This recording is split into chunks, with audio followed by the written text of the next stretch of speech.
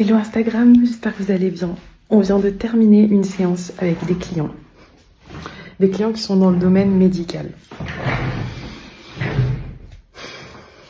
On a eu les larmes aux yeux quasiment toute la séance parce que déjà l'univers fait bien les choses. On n'est pas avec ses clients par hasard. Et en fait là, c'est ce qu'on est en train de se faire comme feedback avec Yannick, c'est il y a tellement de choses que vous croyez faire, que c'est facile pour vous, que ça vous paraît genre c'est normal de faire les choses comme ça. Mais qu'en fait, il y a peu de gens qui les font comme vous les faites. Là, dans notre exemple, pour eux, c'est des personnes qui sont profondément humaines, profondément empathiques. Et c'est vrai que dans leur secteur d'activité, peu, en fait, le sont comme ça. Et le fait de faire cet échange avec nous, de faire ce travail avec nous, ça leur permet aussi de prendre conscience de réellement, en fait, ce qu'ils apportent à leurs patients, ce qu'ils apportent à leurs clients. Et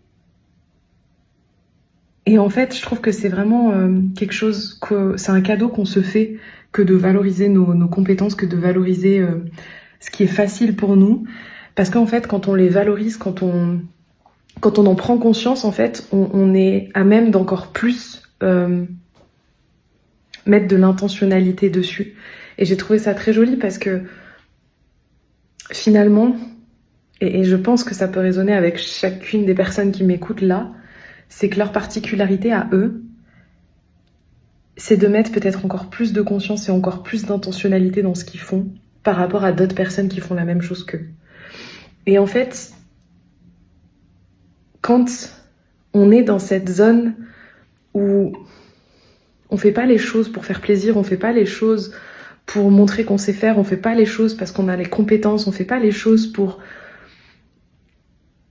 montrer qu'on existe, mais juste parce qu'en fait, c'est ce qu'on a toujours fait et c'est ce qui nous touche le plus. En fait, on fait vraiment du bien au monde.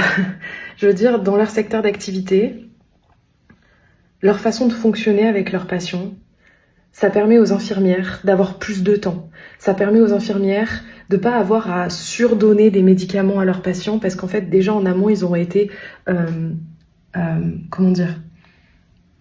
Ils auront pris soin du patient d'une façon que le soir, il pourra s'endormir plus vite sans avoir besoin de 12 000 médicaments. D'une façon qu'il aura eu confiance en fait en la prise en charge et que du coup, il sera pas en train de remettre en question tout ce que le corps médical va lui donner. On parlait des entourages aussi, de la famille, parce que quand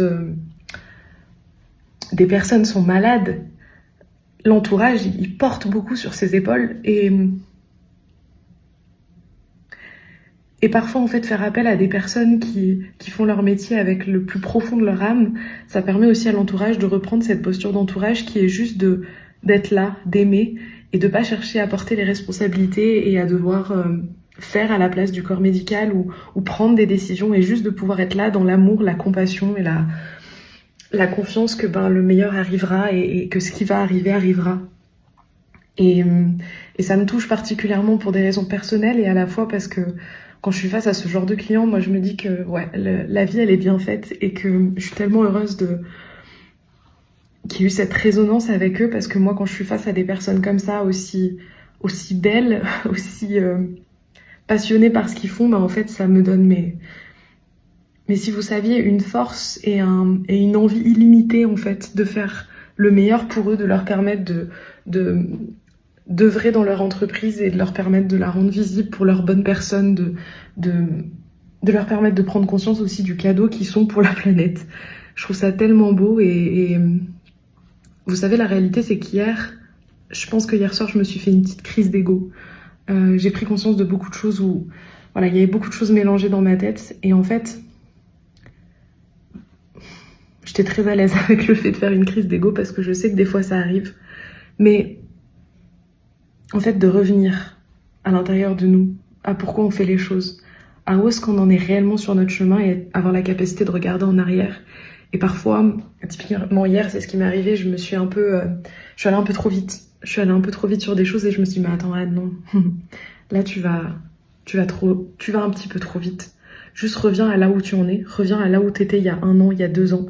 T'as fait un chemin monstrueux, t'as eu une évolution, une expansion quand même assez folle en termes d'humaine.